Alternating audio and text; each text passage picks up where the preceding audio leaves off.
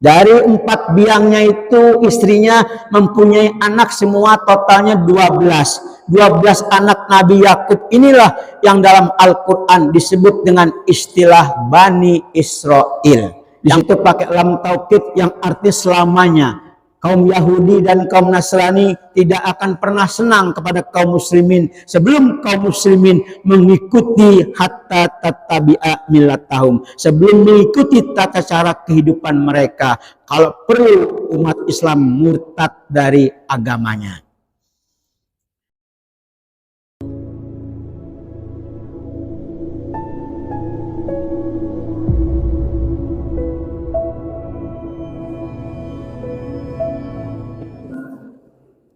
Assalamualaikum warahmatullahi wabarakatuh.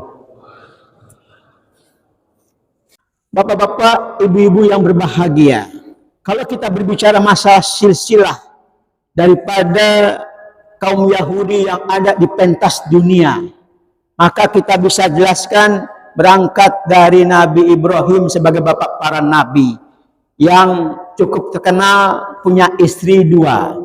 Ada yang bilang mengatakan 3, tapi yang terkenal 2. Pertama Sarah, yang kedua Hajar.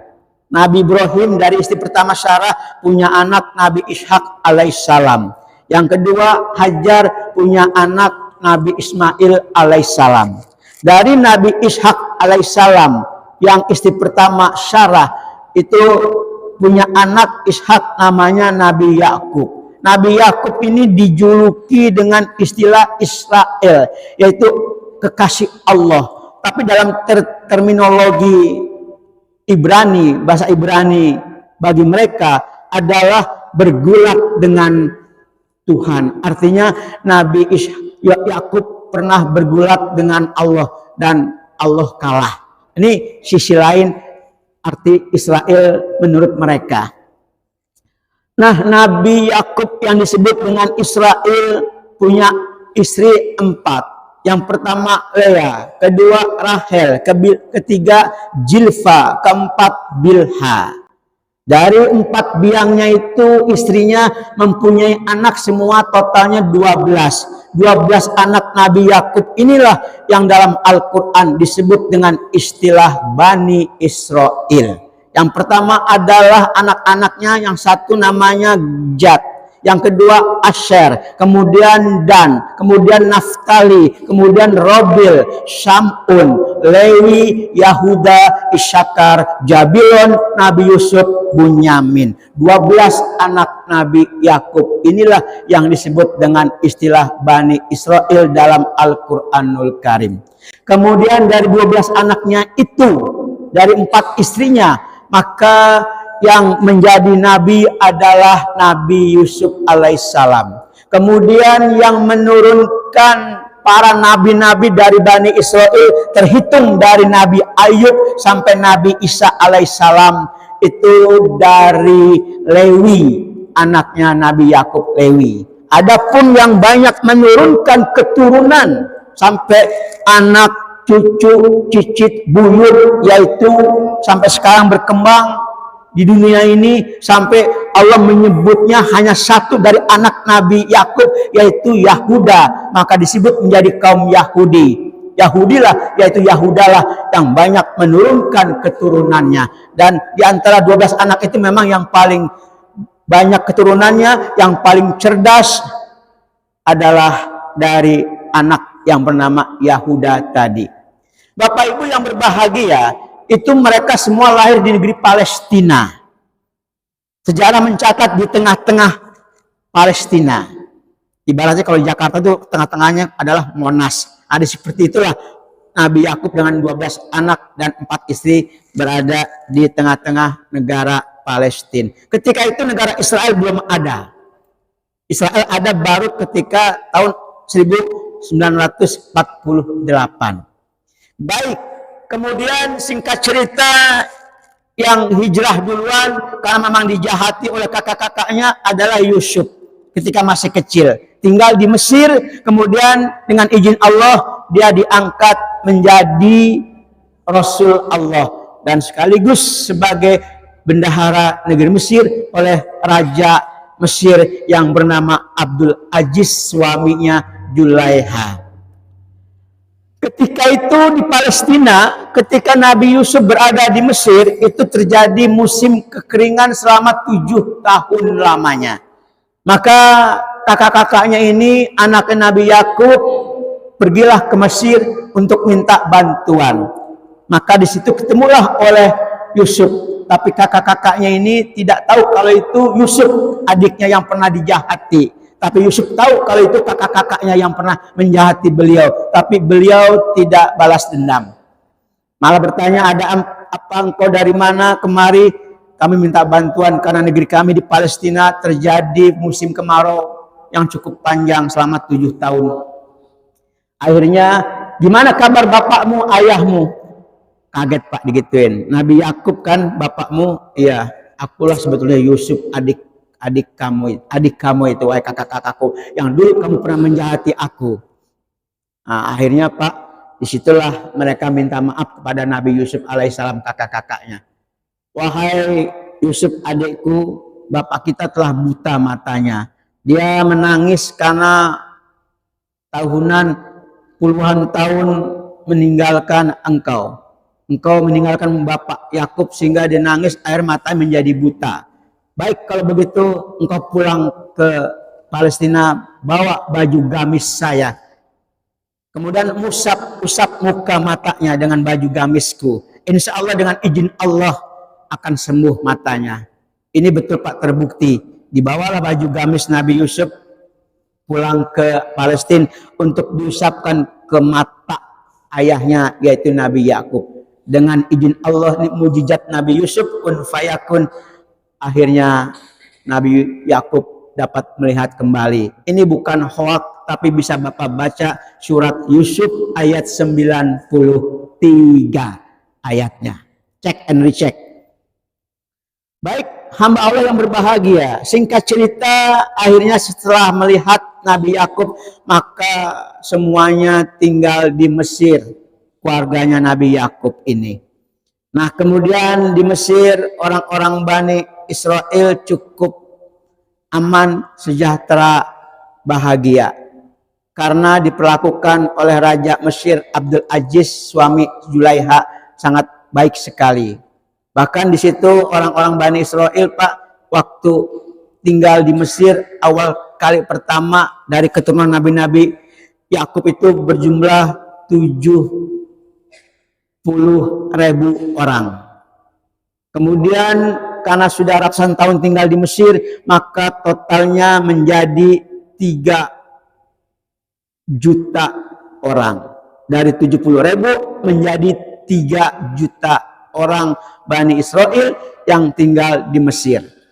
Singkat cerita, Raja Mesir pertama yaitu Abdul Aziz, suami Julaiha, wafat meninggal dunia, maka digantilah oleh Ramses kedua, yaitu Raja Mesir yang kedua, Ramses. Itulah yang Allah abadikan kisahnya di dalam Al-Quran dengan istilah Fir'aun. Fir'aun adalah artinya gedung putih. Itu adalah julukan gelar raja-raja yang ada di Mesir. Seperti Hamengkubuwono I, II, III, sampai 12. Di Mesir pun ternyata raja-rajanya disebut dengan istilah Fir'aun, artinya gedung putih. Mengapa gedung putih? Oh, ternyata kita bisa menganalisa kalau begitu di antara dunia, negara-negara yang ada di dunia ini yang mengadopsi peradaban kebudayaan Mesir kuno di zaman Ramses kedua, Fir'aun, adalah negara Amerika Serikat yang cikal bakalnya menjadi negeri Paman Sam, yang cikal bakalnya menjadi negeri yaitu Dajjal laknatullah. Nah ini, yaitu di benua Amerika. Kemudian Bapak Ibu yang berbahagia, akhirnya singkat cerita Nabi Musa alaihissalam disuruh oleh Allah menyelamatkan kaumnya Bani Israel dari jajahan Fir'aun Ramses kedua ini. Kemudian dibawalah dengan jumlah yang cukup banyak, jutaan manusia, maka menyeberangi Laut Merah dengan izin Allah terbelah. kemudian dikejar oleh Fir'aun dan bala tentaranya, kemudian setelah sampai di tepi laut, maka Fir'aun pun oleh Allah ditenggelamkan dengan bala tentaranya. Bapak bisa lihat dalam surat Yunus ayat yang ke-90. Nah, akhirnya kita bertanya, Bapak Ibu, mau diajak kemana itu Bani Israel dari Mesir, akan menuju kemana? Jawabnya adalah mau dibawa ke negeri Palestina, tempat kelahirannya. Suruh pulang kampung. Nah, akhirnya di dalam perjalanan menuju negeri Palestina, melewati Padang Tih. Di dalam perjalanan mereka, orang-orang Bani Israel yang dipimpin oleh Nabi Musa alaihissalam, melewati satu kampung yang bernama Kampung Funisia. Kemudian orang-orang Funisia menyembah berhala patung. Maka ketika itu spontan mereka, orang-orang Bani Israel, minta dibuatkan Tuhan seperti mereka. Maka ia berkata kepada Musa, A'udzubillahi minasyaitonirrajim. Qalu ya Musa, wahai Musa, ij'al lana alihan, buatkanlah kami satu Tuhan saja, kama lahum alihatun, sebagaimana orang-orang Tunisia punya beberapa Tuhan. Kemudian Nabi Musa menjawab, qala innakum qaumun tajhalun, sungguh hai kamu kaum Bani Israel, kaum yang sangat bodoh. Masa Allah pengen dibuat Tuhan kamu itu Allah sudah ada, nggak perlu lagi kamu minta dibuatkan Tuhan. Ini Bapak bisa lihat dalam surat Al-A'raf ayat 138. Kemudian akhirnya ayo kita terus, jangan terganggu oleh hal-hal yang lain. Kita ini mau ke Palestina. Hai kaumku, masuk kamu ke Palestina, negeri yang diberkahi oleh Allah buat kalian, hai kaum Bani Israel, hai kaumku. Mereka pun menjawab, Pak, wahai Musa, kami nggak akan berani ke Palestina karena di sana sudah diduduki oleh para tentara-tentara, orang-orang yang jabarin, yang gagah perkasa. Yang dimaksud adalah yaitu tentara Panglima Jalut. Suruh pergi dulu itu Panglima Jalut dengan bala tentaranya yang jabarin, yang gagah perkasa. Baru kami akan ke sana, kata orang-orang Bani Israel, Pak. Sekarang kamu saja, wahai Musa dan Harun, bersama Tuhanmu ke sana. Ini hinaan, Pak. Bersama Tuhanmu ke sana, begitu. Jadi dari sini sudah jelek, Pak, karakter Bani Israel. Nah, akhirnya apa yang terjadi? Akhirnya Musa pun berdoa, ya Allah, pisahkanlah kami dengan kaum kami yang berbuat fasik. Maka Allah pun mengharamkan negeri Palestina kepada orang-orang Bani Israel yang sudah berbuat kafir selama kurang lebih 40 tahun lamanya. Mereka tersesat di Padang Tih. Di situ apa terjadi proses kristalisasi di Padang Tih selama 40 tahun nyasar. Diharamkan Palestina karena negeri yang diberkahi oleh Allah. Alasannya karena ada orang-orang yang gagah perkasa, namanya itu Panglima Jalut. Baik, kita bicara di Padang Tih, apa yang terjadi? Terjadi proses kristalisasi di sana.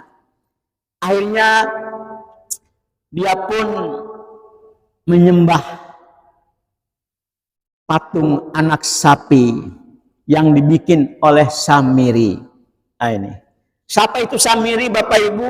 Ternyata dalam sejarah Samiri itu bukan kaum Bani Israel, tapi dia dari suku As-Samirah. Satu wilayah yang banyak kemaksiatannya, banyak tindakan destruktifnya, perzinahan, menyembah berhala, berjudi, mabok. Bahkan Samiri dalam catatan sejarah, ia lahir dari perkawinan incest sedarah bapak ibunya. Ini tentu haram, nggak boleh, kecuali zaman Nabi Adam alaihissalam. Ketika Qabil dan Habil, itu pun harus disilang. Akhirnya Allah marah, Allah murka, yaitu negeri As-Samirah oleh Allah diajab. Akhirnya mati semua penduduk As-Samirah karena nggak ada kebaikannya. Akhirnya yang hidup cuma satu bayi, yaitu yang bernama Samiri. Kemudian Allah menyuruh malaikat Jibril, wahai Jibril, asuh ini Samiri, engkau besarkan. Akhirnya oleh malaikat Jibril dibawalah si Samiri ke suatu pulau. Kemudian tiap hari oleh malaikat Jibril diberikan makanan dari surga, dari langit. Nah, akhirnya dia pun dewasa. Setelah dewasa, maka Jibril pun tidak lagi ngurus Samiri. Disinilah Bapak harus tahu yang namanya Samiri itu pak cikal bakalnya yang akan menjadi dajjal akhir zaman. Yang Bapak Ibu sering berdoa, Allahumma inni a'udzubika min adzabi jahannam wa min azabil qabri wa min fitnatil mahya wal mamati wa min syarri fitnatil masyihid dajjal. Itulah Samiri. Nah, baik. Kok masih hidup? Di dalam literatur yang pernah saya baca, Pak, bila makhluk Allah sudah diberikan makanan dari langit, dari surga, itu diberikan umur yang sangat panjang. Diberikan ilmu kekuatan yang sangat luar biasa oleh Allah. Nah ini, itulah Samiri. Nah untuk bisa membunuh Samiri Dajjal ini hanya satu makhluk Allah yang bernama Nabi Isa alaihissalam. Karena juga Nabi Isa diberikan makanan dari langit. Ketika Maryam, ibunya di mihrab, tiba-tiba ada makanan. Nah itu. Ketika Nabi Muhammad bercerita masalah Dajjal, maka Umar ini Khattab yang marah. Ya Rasulullah, mana itu Dajjal? Biar aku yang membunuhnya, aku yang melawannya. Kata Rasulullah, wahai Umar, kamu nggak akan pernah sanggup melawan Dajjal. Jangankan kamu, Imam Mahdi pun nggak akan sanggup membunuh Dajjal. Kalau Imam Mahdi sanggupnya Pak membunuh prajuritnya Dajjal. Itu orang-orang Zionis. Berjumlah 70.000 orang itu. Itu yang mampu dibunuh oleh Imam Mahdi. Tapi Dajjalnya dibunuh oleh Nabi Isa alaihissalam nanti akhir zaman. Singkat cerita Bapak Ibu, kita kembali ke kisah Bani Israel tadi. Akhirnya Samiri berkata, wahai orang-orang Bani Israel, kamu kalau ingin minta Tuhan, biar aku yang membuatnya. Maka bagaimana caranya wahai Samiri? Caranya gampang. Kamu kan waktu dikejar-kejar oleh Fir'aun menyeberangi Laut Merah membawa emas-emas perhiasan-perhiasan yang banyak.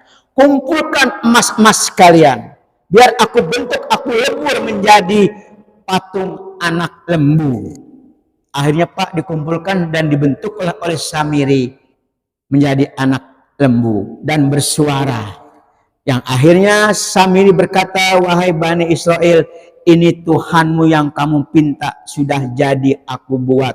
Dan juga ini sebetulnya Tuhan Nabi Musa.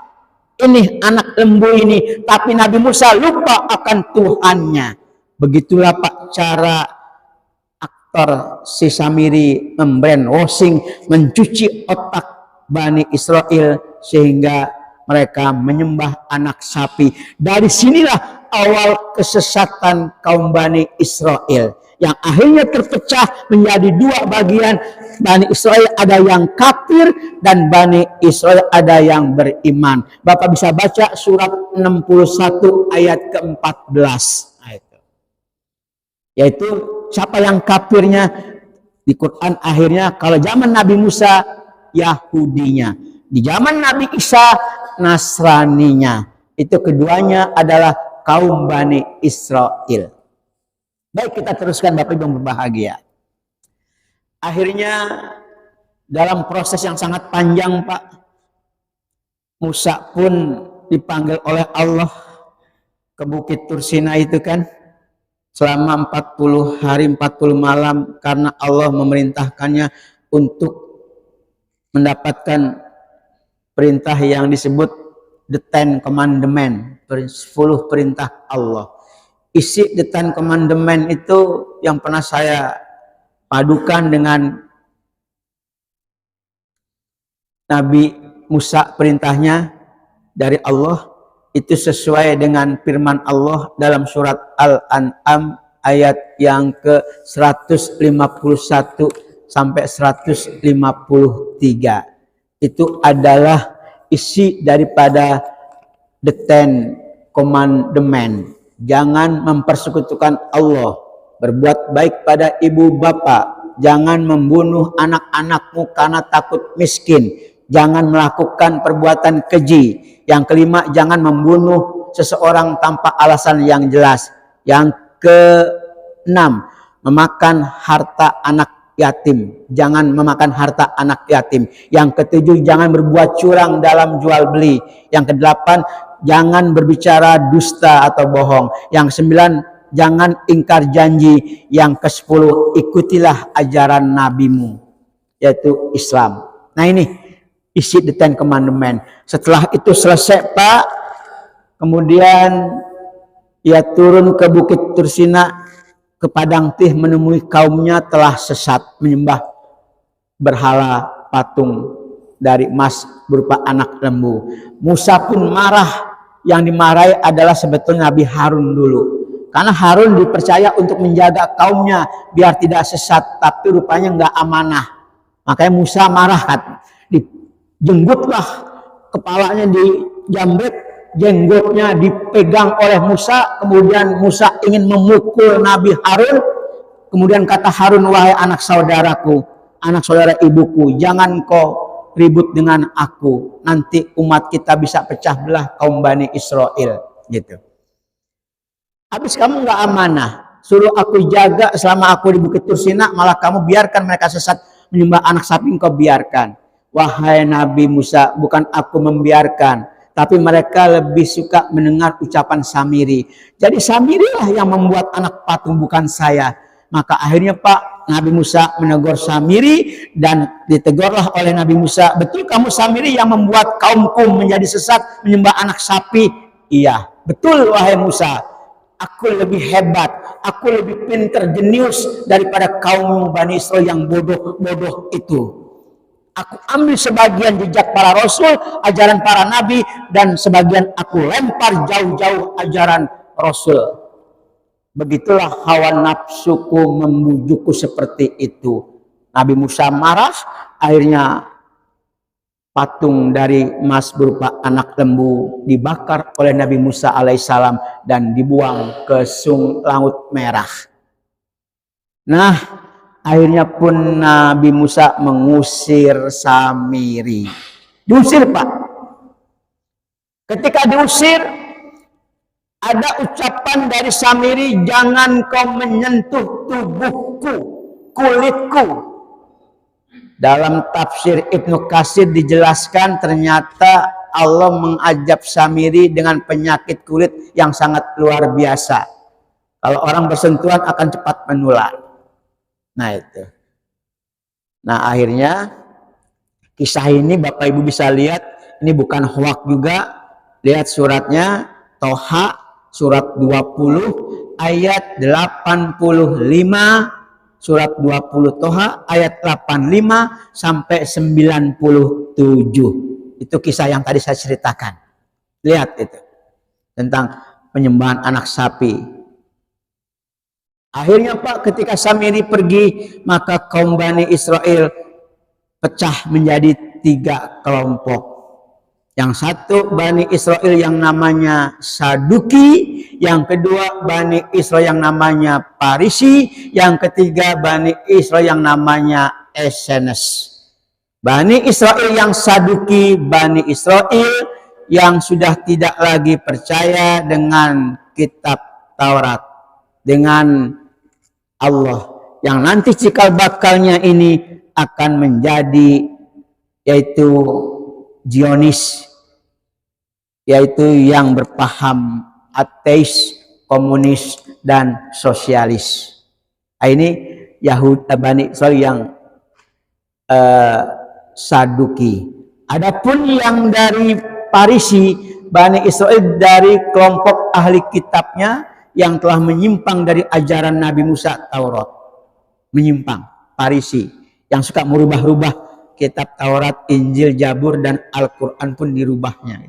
Dan yang ketiga, kelompok Bani Israel yang Essenes, kelompok Bani Israel yang militansi, yang bagus, yang dari sinilah Nabi Isa alaihissalam akan lahir, dari Bani Israel Essenes yang mereka hidup di padang rumput yang luas. Itu Pak, terpecah menjadi 3 kelompok. Yang 2 kafir, yang 1 beriman. Sesuai dengan tadi firman Allah surat 61 ayat yang ke-14. Baik Bapak Ibu yang berbahagia, perlu kita garis bawahi tebal-tebal. Anak-anak Nabi Yakub yang tadi 12 yang disebut dengan Bani Israel, itu semuanya beriman Pak. Tidak ada yang kafir. Yang kafir itu keturunan dari Yahuda yang paling banyak. Tuh. Tapi anak Nabi Yakub yang 12 beriman semua, walaupun awalnya dia menjahati adiknya Yusuf. Ini harus kita garis bawahi dulu. Yang kafir yang keturunannya, yang sampai nanti cucut cicit buyut sampai sekarang ini. Mana dalilnya? Kita lihat wasiat Nabi Yakub dalam surat Al-Baqarah ayat 133. Ini wasiat yang sangat luar biasa. Am kuntum syuhada'a idh hadara Yaqubal maut idh qala li banihi ma ta'buduna min ba'di. Qalu na'budu ilahaka wa ilah abaika Ibrahim wa Ismail wa Ishaq ilah wahidah wa nahnu lahu muslimun. Adakah kalian hadir dan menyaksikan ketika Nabi Yakub akan kedatangan tanda-tanda sakaratul maut? Ketika ia ingin meninggal dunia, maka disitulah Nabi Yakub berwasiat kepada Bani Israel, anak-anaknya yang berjumlah 12 tadi. Apa wasiatnya? Izaqala libanihi mata'buduna min ba'di. Hai anak-anakku, hai Bani Israel, kata Yakub, nanti kalau bapak meninggal dunia, kamu akan nyembah siapa? Tuh Pak, kamu akan beribadah kepada siapa? Tuhanmu siapa yang kamu sembah? Ini dalam sejarah peradaban manusia, hanya inilah wasiat yang paling berbobot di atas muka bumi ini. Kalau kita kan enggak. Kalau bapak meninggal, kamu akan tinggal di mana? Nanti nikah sama orang mana? Kamu mau makan apa? Dan lain sebagainya. Tapi Yakub tidak Pak. Kamu akan nyembah siapa? Ini wasiat tauhid akidah. Mereka menjawab, kami akan menyembah Allah, Tuhan kita semua, Tuhan nenek moyang kita, Nabi Ibrahim, Nabi Ismail, Nabi Ishak, Tuhan yang satu, Allah Subhanahu wa Ta'ala, dan kami orang Muslim yang berserah diri kepada Allah. Luar biasa, antara bapak dan anaknya kaum Bani Israel mempunyai kecerdasan spiritual. Nih Pak, jadi beriman. Jadi yang nggak beriman nih turunannya sudah. Makanya hari ini Pak, orang-orang Yahudi yang paling banyak menurunkan itu terbagi 4 kelompok. Satu Yahudi yang namanya Kabalah. Apa itu Yahudi Kabalah? Yahudi yang mempelajari ilmu sihir, ilmu magic, dan juga yang menyembah Lucifer, artinya iblis pembawa cahaya. Nah, orang-orang Zionis. Yang Bapak simbolnya itu begini Pak, orang-orang Zionis itu. Seperti Karl Marx, Lenin, Trotsky, ya. Tangannya dimasukkan ke baju begini, ke dalam. Ini ciri Zionis yang menyembah Lucifer, iblis pembawa cahaya. Bapak lihat tuh, banyak di gambar-gambar di YouTube tuh, tentang simbol-simbol. Kemudian lambangnya itu adalah 666. 666 itu Pak, kalau orang beriman yang melihat dengan mata basyirah, maknanya kaf, fa, ro, kafir. Makanya Bapak kalau jumlah Al-Quran jangan 66666, hitung dulu, salah. Yang betul tuh jumlah Al-Quran ayatnya 6.000, Bapak Pak Henrik, 6.236.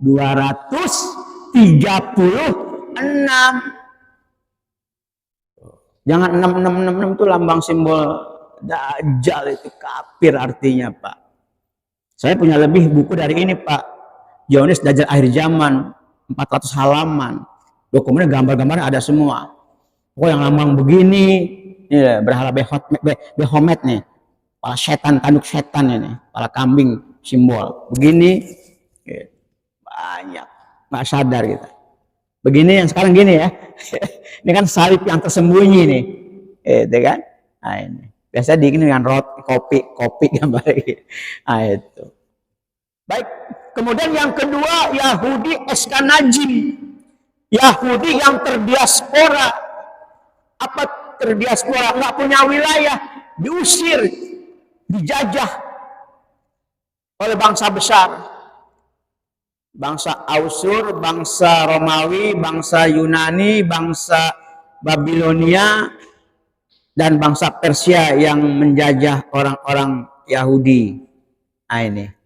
Itulah yang namanya Eskanajim sampai ke utara Eropa, sampai ke Rusia Selatan. Yang akhirnya terjadi kolaborasi ajaran Nabi Musa dengan orang-orang paganis yang ada di Rusia Selatan. Itu Pak. Inilah yang cikal bakalnya menjadi ateis, komunis, dan sosialis. Yang tokoh-tokohnya itu tadi yang saya sebut, Karl Marx, Lenin, Trotsky, ya, dan sebagainya. Itu di Zionis, Pak. Bukan lagi Yahudi, Zionis. Zionis itu gerakan politik yang sangat kejam dari orang-orang Yahudi yang menciptakan berdirinya negara Israel di Palestina, kemudian yang mengontrol, mengendalikan negara Israel, itu adalah nama istilah Zionis. Dan orang-orang Zionis inilah yang kalau negara-negara lain di dunia ini dia berhubungan dengan orang-orang Zionis, maaf, itu orang-orang elit politiknya biasanya koruptor, maling, pejinah. Bapak bisa lihat kalau punya nomor HP saya ada itunya di statusnya, apa di profil foto saya itu di PA. Itu saya sengaja. Dia adalah apa ya? Death Spectre Israel, Zionis. Hantu itu bernama Zionis. Baik, kita teruskan. Yang ketiga Yahudi Spardim, Yahudi yang berada di Eropa, terutama Spanyol dan Portugal. Kemudian yang keempat adalah Yahudi Mizrahim, Yahudi yang berasal dari Asia dan Timur Tengah. Itu Pak pembagian orang Yahudi hari ini. Tapi yang menjadi aktornya tadi itu Pak, Yahudi Eskanajim yang mempelajari Kabalah tadi, yaitu ilmu-ilmu sihir dan menyembah kepada Lucifer. Arti Lucifer adalah iblis pembawa cahaya. Ketika dijajah Pak utara Eropa selama 12 abad kurang lebih, karena kekafirannya Pak Yahudi ini, ya akhirnya 12 abad itu tinggal di utara Eropa, lahirlah bangsa besar di dunia ini. Ada 7 bangsa besar yang lahir dari kaum Yahudi. Ketika dijajah 12 abad terjadi asimilasi. Apa? Belanda, Belgia, Portugal, Spanyol, Prancis, Jerman, Inggris. Inilah 7 bangsa di dunia yang lahir dari rahim Yahudi yang tadi terdiaspora karena dijajah ke utara Eropa. Dari 7 bangsa tadi yang biangnya Yahudi adalah Inggris. Anak-anak Israel yang diusir terdiaspora dijajah itu disebut dengan istilah Berit atau British. Itu bahasa Ibrani kuno yang akhirnya Britania. Itu yang saya baca begitu. Siapa negara yang ada kalimat Britania? Berarti Inggris. Inggrisnya memang Pak. Itu adalah biangnya Zionis Yahudi. Nama lain daripada Inggris adalah Seksos. Mengambil dari nenek moyangnya Bani Israel, yaitu Nabi Ishak alaihissalam. Tuh. Baik Pak, akhirnya kalau kita cerita nih Pak, jaya-jayanya orang Bani Israel itu Pak, itu zaman Nabi Sulaiman. Jaya-jayanya. Nabi Sulaiman ini menghadapi 2 kaum. Satu kaumnya Bani Israel, 2 kaumnya yaitu suku Saba. Biar berdakwah. Singkat cerita, dengan Nabi Sulaiman beres semua. Bani Israel maju, aman, tentram, bahagia dalam bimbingan pengawasan Nabi Sulaiman. Dia nggak sesat. Bani Israel maju, bagus. Juga Sabak yang didakwahi, yang awalnya menyembah matahari, menjadi negeri yang baldatun, thayyibatun, warabun ghafur. Oke, semua Pak. Tapi ceritanya ketika Nabi Sulaiman wafat, meninggal dunia, bermasalah lagi. Orang-orang Sabak yang tadinya sudah bagus negerinya, baldatun thayyibatun warabun ghafur, setelah Nabi Sulaiman wafat kembali menyembah patung, menyembah matahari. Akhirnya apa? Fa'arabu syailal arimi, karena mereka berpaling, kami beri kirim-kirim banjir bandang. Yang akhirnya yang tadi buahnya banyak, enak dimakan, yang gampang dipetik, menjadi buah yang berduri dan buah yang pahit yang tidak bisa dimakan. Tuh. Kemudian juga Bani Israel sama Pak, antaranya aman, tentram, bahagia. Ketika Nabi Sulaiman wafat, meninggal dunia, Bani Israel terpecah menjadi dua kerajaan. Yang satu selatan, yang satu utara. Yang selatan ini Raja Yahuda, yang ibu kotanya Yerusalem. Yang menjadi raja adalah anaknya Nabi Sulaiman alaihissalam yang namanya Rab'am. Tuh. Adapun yang utara menjadi kerajaan Israel, yang ibu kotanya adalah Samaria, yang menjadi rajanya adalah Yar'am. Tuh. Dan menjadi pusat peribadatan orang Bani Israel Pak, adanya di selatan, di Yerusalem. Akhirnya orang-orang utara kerajaan Israel juga ke sana ibadahnya. Tapi akhirnya Pak, raja dari utara Israel ini yang bernama Yar'am, dia protes. Nggak bisa nih kalau gini terus. Masa harus Yerusalem doang sih yang jadi sentral peribadatan kita? Kami akan buat di utara juga. Dijadikanlah Pak kota Betel dan kota Dan menjadi sentral ibadahnya kerajaan Israel yang di utara. Nah, di sini Pak akhirnya terjadi satu yang luar biasa. Jadi saya baru tahu saya. Akhirnya raja dari utara ini, Yar'am, yang ibu kota Samaria, kerajaan Israel, membuat patung lagi Pak. Patungnya sama seperti di zaman Samiri, anak lembu, anak sapi yang disembah. Di awal bermasalah dari sini lagi Pak, membuat patung. Akhirnya bekerjasama Pak sama kerajaan di situ, namanya Raja Ahab, dan punya istri, dan istrinya ini mendukung penyembahan berhala yang dibuat oleh Yar'am itu. Akhirnya sekalian aja dikasih tempat seperti itu Pak, di samping nyembah anak patung berhala tadi. Seperti di Indonesia gini, maaf Pak, kalau pemujaan untuk persugihan, minta kekayaan di gunung apa Pak? Di gunung apa? Kawi.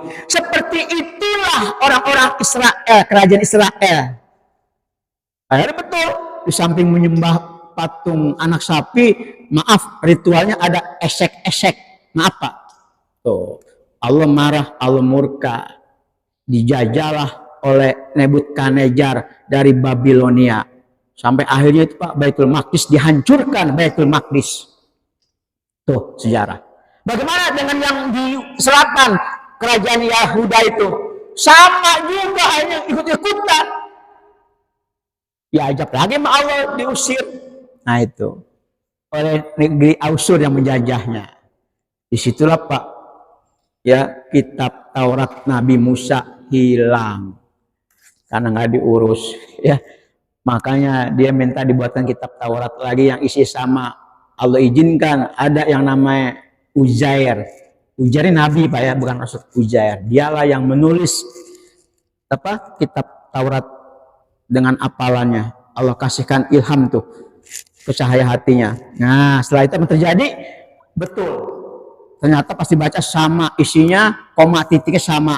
Akhirnya disinilah desas-desus turunnya surat At-Taubah ayat 30 yang akhirnya orang Yahudi berkata, kalau begitu Uzair anak Allah yang telah mampu menulis kitab Taurat dengan hafalan yang luar biasa. Musa kalah ilmunya dengan si Uzair. Bapak lihat nanti kisah Uzair itu tersendiri itu yang Allah matikan selama 100 tahun. Nah itu Pak. Ya. Dan karena terdiaspora sampai sekarang Nabi Isa diutus oleh Allah untuk meneruskan Bani Israel dengan Injil. Kemudian ada murid yang bernama Nah ini Saul. Akhirnya nggak suka, dia buatlah agama Katolika, agama untuk umum. Kemudian si Saul inilah yang menciptakan ajaran teologi Trinitas, Tuhan Bapa, Tuhan Anak, dan Roh Kudus. Nah ini Pak. Akhirnya sesat dah orang-orang Nasrani. Jadi kalau tadi aktor brainwashing orang-orang Yahudi di zaman Nabi Musa, aktornya Samiri dengan membuat anak sapi dari emas. Kalau dari zaman Nabi Isa Bani Israil yang nama Nasrani, aktor brainwashingnya adalah Saul dengan menciptakan agama Katolika, agama untuk umum, dan membuat ajaran teologi Trinitas, Tuhan Bapa, Anak, dan Roh Kudus.